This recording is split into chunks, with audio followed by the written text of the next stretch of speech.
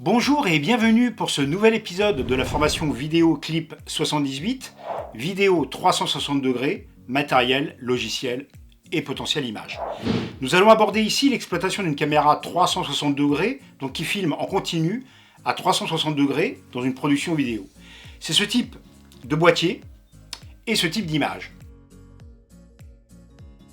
Concernant le premier volet, le matériel, nous aborderons deux modèles issus de deux marques différentes. Theta 5 de Ricoh, celle-ci. Cette version n'est plus commercialisée mais reste très performante.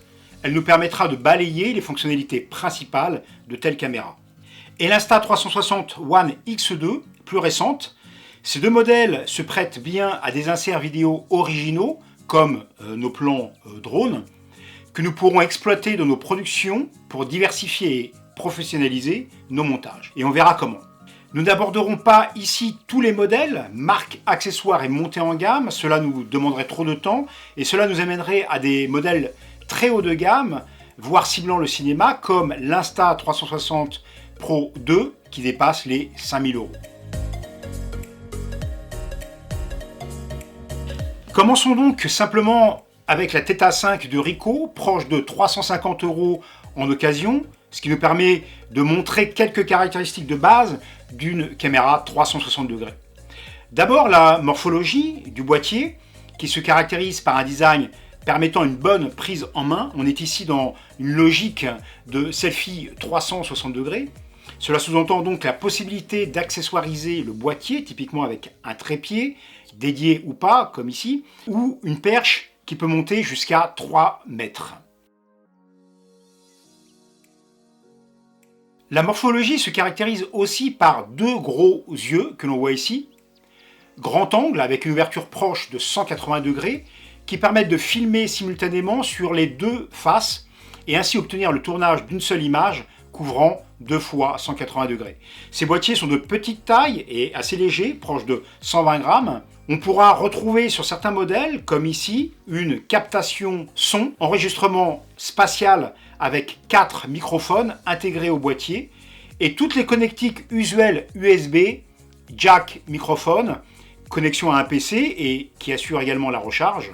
A noter que la batterie est interne et permet ici d'atteindre environ 80 minutes d'autonomie. On ne retrouve pas ici d'emplacement pour une carte de stockage car la capacité d'enregistrement est une mémoire interne de 19 gigaoctets et selon les réglages 4K ou 2K en H264, on pourra enregistrer jusqu'à 130 minutes de vidéo en 2K et 40 minutes en 4K. Le format de compression H265, plus récent, est également supporté et on verra sur l'Insta360 un autre type de stockage, plus confortable, avec l'insert d'une carte micro SD. Au niveau enregistrement vidéo, on a ici la possibilité de tourner des images fluides de 360 degrés avec une définition de 4K, à une cadence de 30 images par seconde, ce qui nous amène à un débit proche de 56 mégabits par seconde. Bien entendu, ces images ont une structuration particulière qui n'est pas adaptée à tous les players vidéo, dont les réseaux sociaux. Et cela est un point dimensionnant. On y reviendra avec les volets logiciels et potentiel image pour la caméra Insta360 et ses applications pour l'édition de ces images atypiques, dites sphériques. On retrouve beaucoup de fonctionnalités qui nous sont habituelles pour régler notre image, automatiquement ou manuellement, en agissant sur les modes d'exposition. Les ISO, ici 64 à 6400, le shutter ou la balance des blancs. On est ici en objectif lumineux à une ouverture de 2.0. Enfin, et sans vouloir être exhaustif, on notera la connexion de la caméra à un smartphone ou une tablette via Bluetooth ou via un réseau local sans fil Wi-Fi, ce qui nous permet d'accéder à toutes les fonctionnalités de réglage de la caméra, mais aussi de pouvoir commencer à visionner les vidéos en cours de tournage. Passons maintenant à un produit plus récent, l'Insta360 One X2. Même si la X3 est déjà sortie et on voit là encore une fois la course un peu fastidieuse au dernier produit sorti, mais c'est comme ça. Donc l'Insta360 One X2, proche aujourd'hui de 400 € en neuf, va nous permettre d'évoquer d'autres aspects d'une caméra 360 degrés. D'abord, revenons sur les points communs avec la Theta 5 de Ricoh.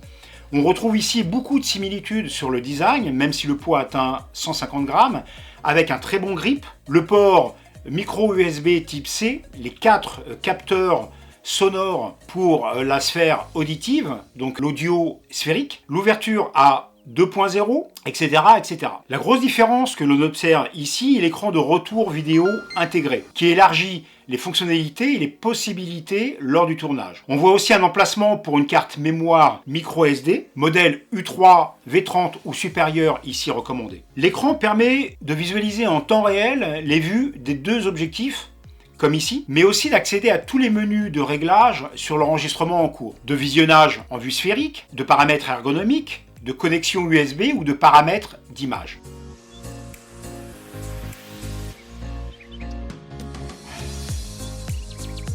On note ici la présence d'un logement batterie qui assure une autonomie voisine de 80 minutes. Comme pour nos autres boîtiers de prise de vue, la disponibilité d'une deuxième batterie, voire plus, est ici à considérer assez tôt pour le confort lors des tournages. On upgrade un peu ici la qualité par rapport à la Theta 5 puisque l'on peut passer à une image complète 360 degrés de 5,7K à 30 images par seconde contre 4K avec la Theta 5. On a aussi la possibilité de filmer en 3K 100 images par seconde pour un rendu très fluide et pour de superbes ralentis. Un autre point est l'intégration du système numérique de stabilisation Flow State d'Insta360. Aussi présent sur la caméra modulable Insta360 One R, très performant, cela permet de prendre des clips vidéo assez mouvementés tout en gardant une image très stable et ça c'est un gros plus. La caméra étanche jusqu'à 10 mètres de profondeur. Attention à ce sujet car beaucoup d'entre nous ont eu la déconvenue, et ce fut mon cas,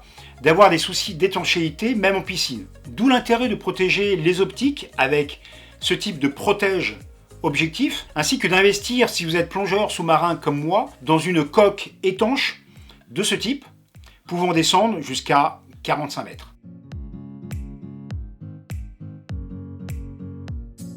Enfin, le mode Steadicam correspond à un mode stabilisé de la caméra, de ce fait avec un angle d'ouverture réduit de 150 degrés à l'aide d'algorithmes, ainsi que des données procurées par le gyroscope interne de la caméra. Celle-ci est stabilisée numériquement. Grâce à ce mode, vous n'aurez plus besoin de stabilisateur, mais on descend inévitablement à une résolution de 2K. Nous n'allons pas nous étendre davantage sur les fonctionnalités et les caractéristiques matérielles, on y passerait trop de temps.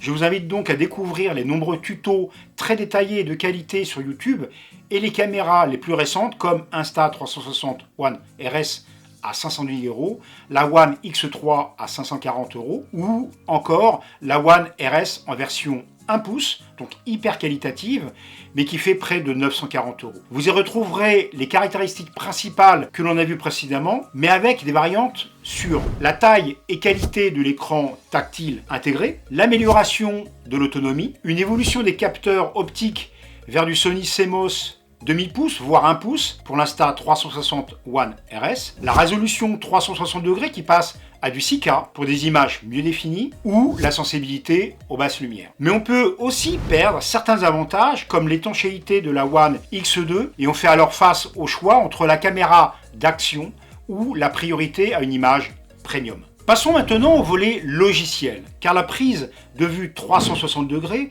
se caractérise pour nous, vidéastes, par la nécessité d'utiliser un logiciel ou un plugin spécifique pour passer d'une image sphérique 360 degrés à une image mise à plat, que l'on dira 2D, intégrable à nos montages vidéo en Full HD ou plus. Comme nous l'avons évoqué précédemment, et en se focalisant sur l'Insta360, nous avons 3 workflows possible de récupération à partir des vidéos 360 degrés. Le premier workflow utilise l'application mobile Insta360 directement sur smartphone ou tablette. Le deuxième workflow utilise le logiciel Insta360 Studio sur ordinateur. Le troisième workflow, quant à lui, utilise le plugin Insta360 Premiere Pro. D'abord sur le mobile, à l'aide de l'application Insta360 pour les modèles One R, One X2 ou One X3, présente dans le Play Store Google Play Android et l'App Store Apple iOS, on a accès à de nombreuses fonctionnalités. D'abord, le mode d'édition classique de l'application permet de régler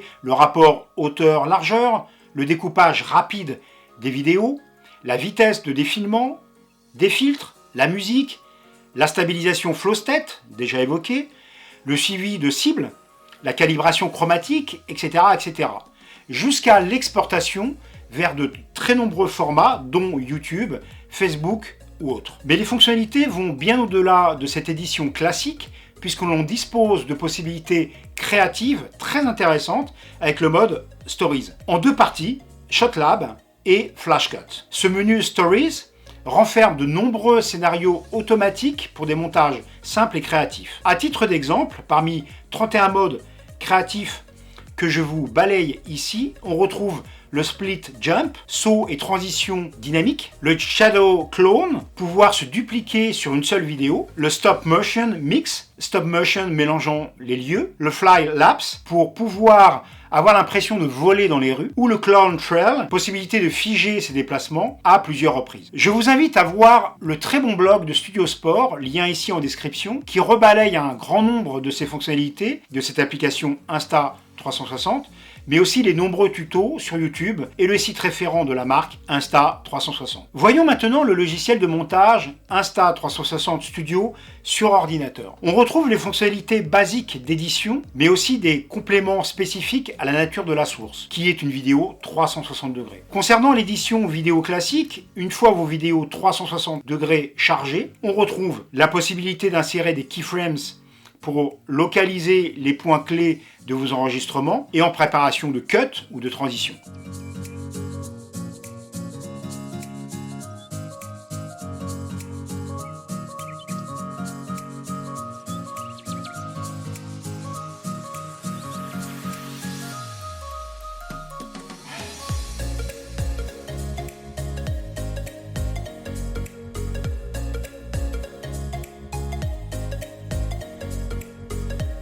La possibilité Deep Track qui permet de localiser dans l'image 360 degrés une personne ou un objet afin de la garder centrée dans l'image même si la caméra a bougé d'axe de vue. On a ensuite le Time Shift qui permet de retoucher les vitesses de défilement de l'image. Cela nous permettra par exemple de faire des ralentis et de basculer d'axe de manière spectaculaire. Enfin, et encore une fois sans vouloir être exhaustif sur toutes les fonctionnalités, on retrouve les paramétrages pour activer ou pas le Flow State Stabilization, déjà vu, le blocage ou pas de l'axe de vue sur l'axe caméra, les presets prévus pour des vues sous-marines par exemple, et les nombreuses options d'export où on recommande ici l'encodage H265. Encore une fois, je vous invite pour plus de détails à découvrir les liens fournis en description YouTube ou web qui balayent l'ensemble des fonctionnalités du logiciel Insta360 Studio dans ses versions 2021 et 2022. Abordons à présent le plugin Insta360 Adobe Premiere Pro qui permettra à beaucoup d'entre nous d'accéder à une édition de vidéo 360 degrés dans un environnement qui nous est familier. Premiere Pro, et qui regroupera ainsi l'ensemble de nos ressources de montage. Voyons comment maintenant procéder pour activer ce plugin Insta360 et pour en jouer dans Premiere Pro. Tout d'abord, l'installation du logiciel Insta360 Studio intègre par défaut le plugin Premiere Pro, version 2018 et au-delà, comme indiqué dans les liens donnés en description. L'installation du plugin GoPro FX Reframe sera également demandée. On a alors accès sous Premiere aux imports de nos fichiers 360 degrés de type INSV qui ont été enregistrés avec la caméra 360. A noter que la vidéo 360 est décomposée en 2 flux, voire 3 flux, mais Premiere Pro sait lui-même les réassocier. On verra aussi la remontée des 4 pistes son correspondant au son spatialisé. On peut alors insérer ces fichiers dans notre timeline pour le montage. Dans le menu Effets de Premiere Pro, prendre le plugin GoPro FX Reframe déjà évoqué et l'affecter aux vidéos précédemment chargées. On accède alors aux fonctionnalités principales de recadrage, de pan, rotation horizontale, de tilt, inclinaison verticale, de rotate, rotation autour de l'axe caméra, de lens curve, distorsion d'objectif et de zoom. On a alors un accès complet aux vues 360 degrés pour des cadrages ciblés. On peut aussi jouer avec les keyframes de Premiere Pro afin de créer des animations entre les différents paramètres de la timeline et en traquant notre personnage ou objet principal de la vidéo par exemple. Nous en avons également un très bel exemple dans le lien d'Insta360 donné en description de cet épisode. Nous accédons aussi à notre habituelle correction colorimétrique et à l'usage de transitions. Cela nous amène enfin au formatage et à l'export final qui permettent de s'adapter au format de diffusion. Tout est alors possible, du Full HD panoramique au format vertical d'Instagram par exemple. A noter que les formats enregistrés INSP et INSV sont des encapsulages propriétaires d'Insta360. P voulant dire photo et V voulant dire vidéo. Pour être utilisables, il faut les convertir en JPEG pour les images ou MP4 pour les vidéos. Le plugin Premiere Pro fait automatiquement ce travail de conversion lors de notre édition vidéo. Concernant le volet potentiel image, je vais évoquer ici 5 flux d'exploitation que nous offre la caméra 360 degrés. D'abord et le plus immédiat est le flux géré directement avec le smartphone avec les étapes suivantes. D'abord la prise de vue en séquence très courte sur la caméra 360 degrés, puis la récupération directe via la connexion Bluetooth ou Wi-Fi de notre smartphone. Ensuite l'édition sur notre app mobile, telle que nous l'avons déjà vu. Et enfin la diffusion sur un réseau social comme Instagram, Facebook, YouTube, etc. Tout devient alors assez direct et rapide. Le deuxième flux est la possibilité de diffusion en direct, des lives, en 360 degrés, sur les plateformes comme Facebook et YouTube. Concernant le partage de vidéos 360 degrés, troisième flux, qui permet réellement aux spectateurs de changer le point de vue. Le potentiel est accessible sur YouTube et Facebook, on le voit ici en exemple. Et vous le retrouverez aussi dans les liens en description. Le quatrième flux, pour nous, vidéastes, est d'utiliser des prises de vue plus riches et davantage préparées en amont pour pouvoir les exploiter dans un montage et une création plus complexe, sur Premiere Pro par exemple. Je vous diffuse ici un petit clip que j'ai fait pour l'occasion en y intégrant différents boîtiers, un Sony Alpha 7 IV, un iPhone 13 et bien sûr l'Insta360 X2. Vous verrez en bas à droite du clip le label du boîtier en cours de tournage. J'ai fait un petit équilibrage rapide colorimétrique, mais cela mériterait sans doute un peu plus de travail. C'est un vrai sujet. Voici donc un exemple de comment utiliser des images 360 degrés recadrées selon ses besoins pour une narration donnée. Bon visionnage.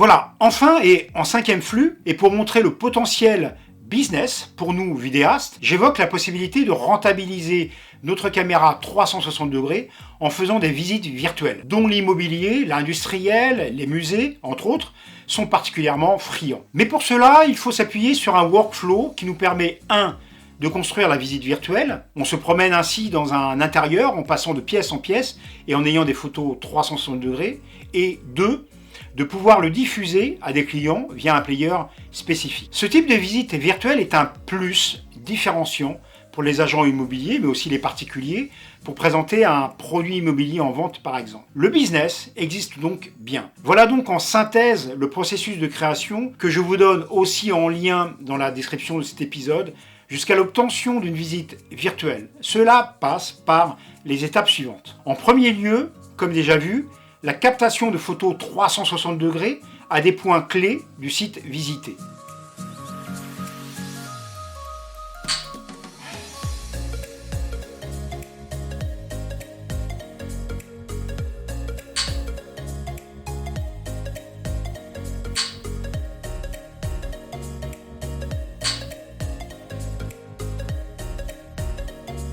Ensuite, la remontée des photos ainsi créées sur la plateforme spécialisée.